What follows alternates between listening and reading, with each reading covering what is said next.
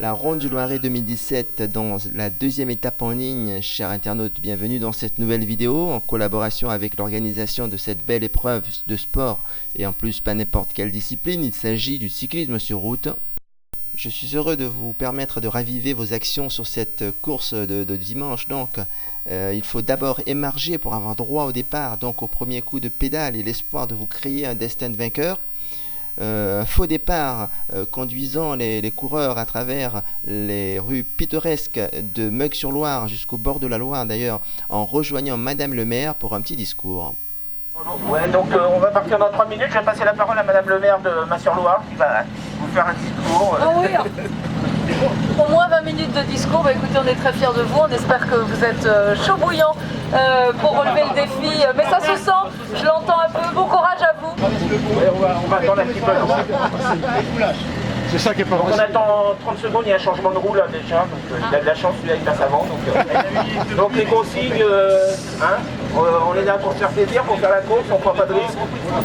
Discours terminé, on reprend la route pour à peu près 1 kilomètre encore neutralisé, puis c'est le départ réel et une réelle attaque d'ailleurs qui permet à deux coureurs de s'isoler en tête de course avec 200 mètres devant le peloton, donc durant un court instant, car en début de course comme ça, les tentatives sont nombreuses, comme là avec ce trio composé de Damien Delso et Christophe Tachon qui encadre un coureur du Team Progress. Mais ça revient vite derrière avant que le coureur de Verneuil-en-Alate, Florent Gignon, se positionne en échappée, mais avec également peu d'avance sur le peloton. On est dans la course des 3e et 4e catégories, on les a attendus donc pour réaliser quelques images également. Je vous rappelle que la Ronde du Loiret est une course UFOLEP réunissant donc la première, la deuxième, la 3e et la 4e catégorie en 2 courses. La première et la deuxième, c'est la course avec les plus forts, on va dire, car la première catégorie est la plus forte, et ainsi de suite jusqu'à la 4e.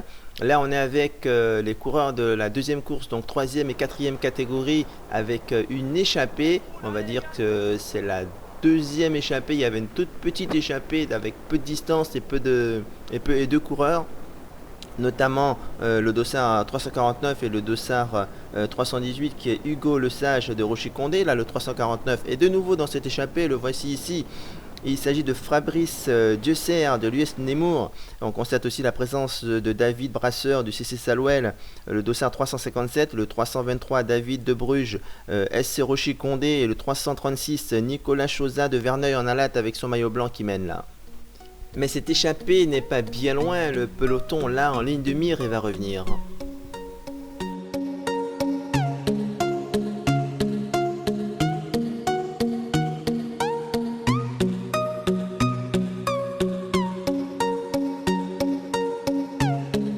Retour sur la course des premières et deuxième catégories là avec une chute qui envoie des coureurs au sol, dont le sociétaire du team Bouzy, Jérôme Ardouin, qui sera évacué à l'hôpital sur Orléans. Et le dossard 122, là, Benjamin Leclerc de la S-Tourotte, avec le coude en sang. Voilà, on est dans la dernière étape de cette Ronde du Loiret 2017, l'ultime chance de bien figurer au classement. Les coureurs sont attentifs, tendus, ça frotte, on a du mal à remonter là à remonter le peloton, Mamotard et moi, Anne-Gaëlle Vallée. On y arrive néanmoins au moment où des coureurs pensent à leur destin de vainqueur et ça attaque le maillot bleu pour une victoire d'étape, mais aussi peut-être pour le général. Mais il revient donc très vite là, Thomas Leclerc avec son maillot bleu, il revient au contact et le reste du peloton avec, c'est chaud, on est encore loin de l'arrivée.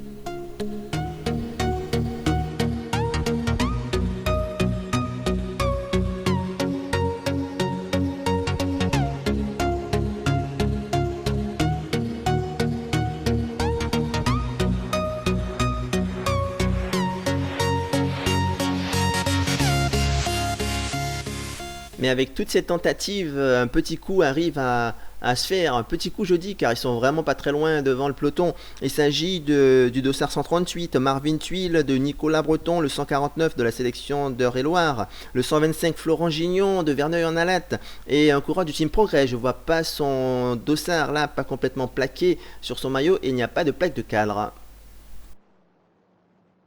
Retour dans l'ambiance de la course, de la deuxième course des 3 et 4 avec une nouvelle échappée. Là aussi, certains veulent créer un destin favorable, un destin de vainqueur dans cette épreuve des 2 jours qu'est la Ronde du Loiret, département 45.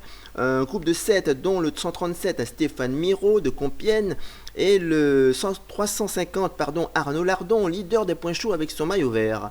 Là, un homme quitte le peloton, il veut lui aussi donner un destin favorable à sa journée de dimanche, à sa deuxième étape en ligne.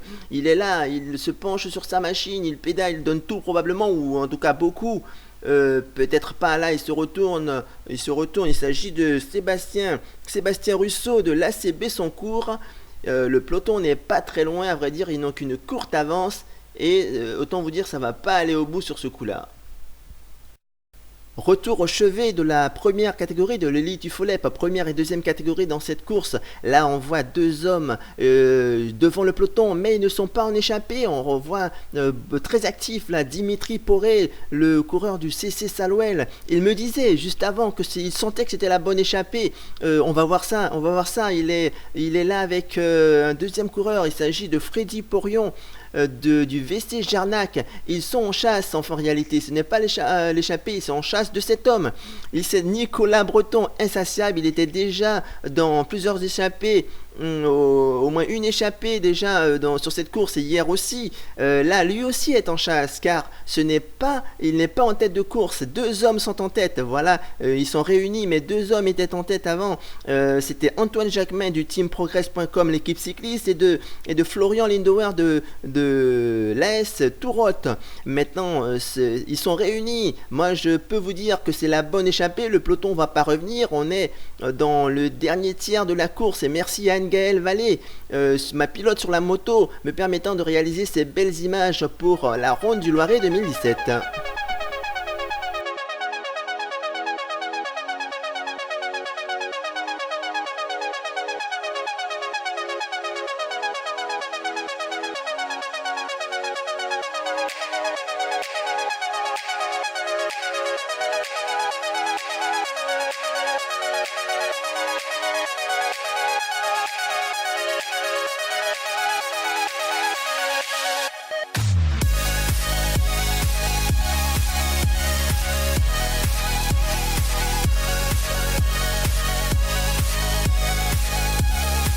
Voilà, il se retourne là, Freddy Porion, le coureur du VC Jarnac. Il est le seul coureur de la deuxième catégorie, il doit être heureux là, car il est virtuel leader de la course. Et un autre leader aussi un autre coureur doit être leader, là on est dans les 500 derniers mètres. Il s'agit de Antoine Jacquemin, il est virtuel leader en ce moment là. On entame la petite bosse là dans les 400 derniers mètres, virage à droite et puis un faux plat de 200-300 mètres. Là on est arrivé pour le sprint. Et le vainqueur, il se détache là, largement il se détache, il va gagner, personne ne pourra remonter. Le coureur de la deuxième catégorie, Freddy Porion, vainqueur de la deuxième étape en ligne de cette belle épreuve de la Ronde du Loiret 2017. Il est vainqueur, donc le coureur du VC Jarnac. Il lève la main, il lève les bras. Il s'agit donc de Jacquemin Antoine, le coureur du team Progress, donc remporte cette épreuve en première catégorie et la victoire du jour pour Freddy Porion.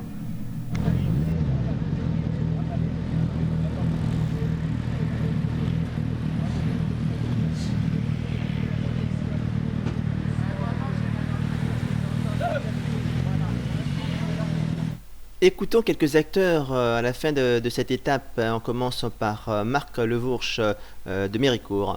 Alors je suis avec Marc Levourche, passionné depuis tant d'années et très performant. Alors comment s'est déroulée cette Ronde de l'Oise 2017 pour toi ? Du Loiret. Oui, c'est un lapsus révélateur, oui. La Ronde du Loiret, oui. Bah le chrono, je l'ai fait en touriste, plus en oxygénation, sans me dépouiller. Je vais me réserver pour les étapes. La première étape, donc on a pratiquement fait 39,8 de moyenne. Ça, la pluie s'est invitée au bout de 15 km, il pleuvait, c'était dangereux, ça frottait. Donc j'ai fini par aller faire deuxième au scratch et gagner donc en GS. Une première victoire sur cette Ronde du Loiret. J'étais satisfait, c'était un peu l'objectif. Et donc aujourd'hui, même chose, mais sans la flotte. Ça roulait très vite, 42 moyenne. Une échappée est partie, on est rentré un petit peu avant Dry dessus. Ça frottait aussi, il fallait passer le pont dans les premiers, ce que j'ai réussi à faire. Je ne connaissais pas l'arrivée, donc j'étais un peu surpris dans les différents virages, mais je dois faire 4 ou 5 du scratch et regagner donc en GS, ce qui signifie ma 6e victoire pour cette année. Magnifique, félicitations. Chaque année, c'est beaucoup de victoires. Alors raconte-moi un petit peu ton club, où est-ce qu'il se trouve et comment ça se passe pour toi. Tu as ton fils aussi qui court. Oui, absolument. Donc, je suis au team Méricourt dans le Pas-de-Calais, un club de copains avant tout, avec avant tout une ossature de première avec le père Bastin, Leclerc, Kevin, mon fils Damien. Donc une bande de copains, mais pratiquement tout le monde a déjà gagné. Donc je vais faire quelques courses dans le Nord pour avoir le quota pour participer au championnat régional. Et puis ça se passe toujours bien. Le Nord est une région du vélo, même s'il est durement touché actuellement avec les interdictions dues à la préfecture qui sont la cause de nombreuses annulations de courses dans le Nord, quoi. Merci Marc. Ok, merci Anissé. Ça va bien donner, là. Tiens, il y a la caméra, je lui tirais la langue. Alors comment, dans l'échappée, là, c'était la forme aujourd'hui? Ouais, ça va. Dans l'ensemble, ça va pas trop mal. La forme elle revient, donc c'est intéressant. Donc on arrive encore à faire des grimaces. Donc, Ouais, c'est ça. On arrive à demander si c'est la photo ou le film. Ouais, c'est vrai. Ouais. Alors comment tu t'es senti dans l'échappée? Tu croyais à... En fait, je me suis bien senti et ce qui s'est passé, c'est que j'attendais pour sortir. Et j'ai attendu qu'il y ait eu un moment fort pour rouler. J'en ai mis une bonne, je me suis retrouvé tout seul. Ouais. Après, j'ai attendu qu'il y ait du monde du renfort et après on s'est mis à rouler. Donc après, quand j'ai vu qui c'est qui arrivait, je dis c'est bon, normalement ça devrait y aller. Je tiens à remercier toute mon équipe. Attends 2 secondes. Oui, alors, tu as une équipe en fait, et peut-être que le travail s'est fait aussi derrière pour que ça ne revienne pas facilement. Je tiens à remercier toute la sélection d'Eure-et-Loir, tous les coureurs qui sont ici, là. Donc différents clubs d'Eure-et-Loir et qu'on fait du boulot, et c'est une bande de potes avec qui on s'entend super bien. On n'a pas les mêmes maillots, mais on partage les mêmes valeurs, donc c'est intéressant. Merci bien. Merci. Je t'ai vu très actif, tu étais vraiment motivé pour aller chercher le général peut-être?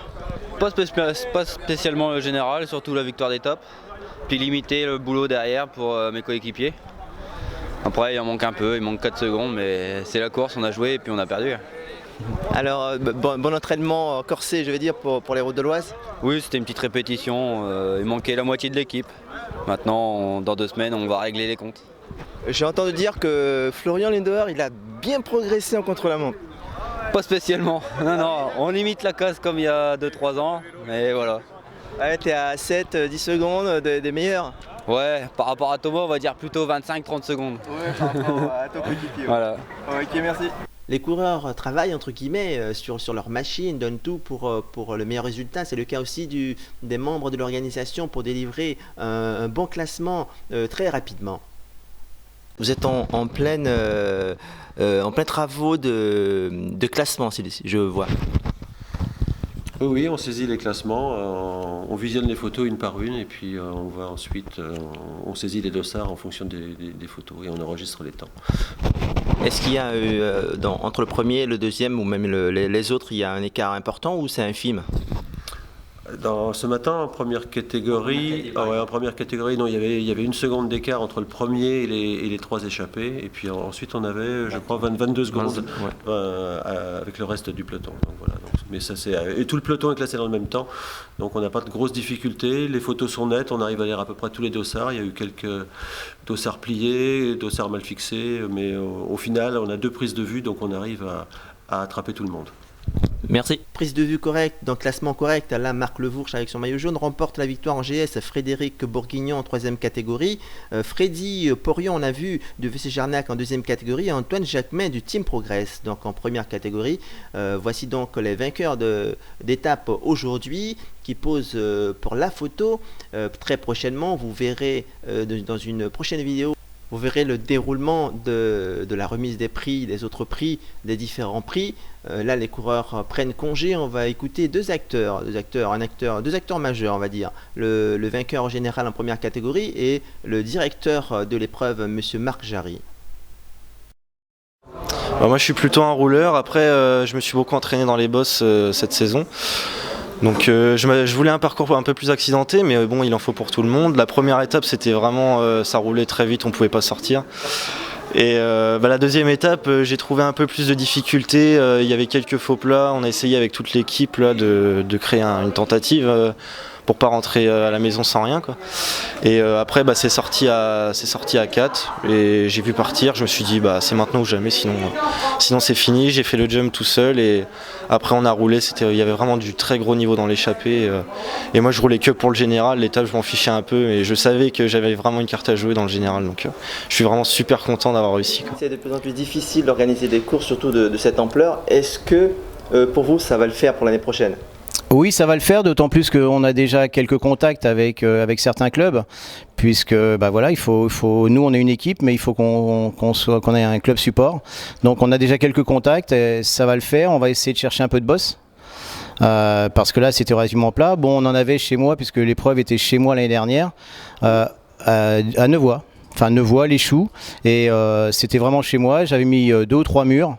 On pensait que ça ferait la différence, mais finalement ça s'est arrêté sur une chute à 3 km de l'arrivée, malheureusement, où il a fallu prendre une décision qui n'appartient qu'à moi, mais qui, au dire des directeurs sportifs, était la plus juste. Voilà.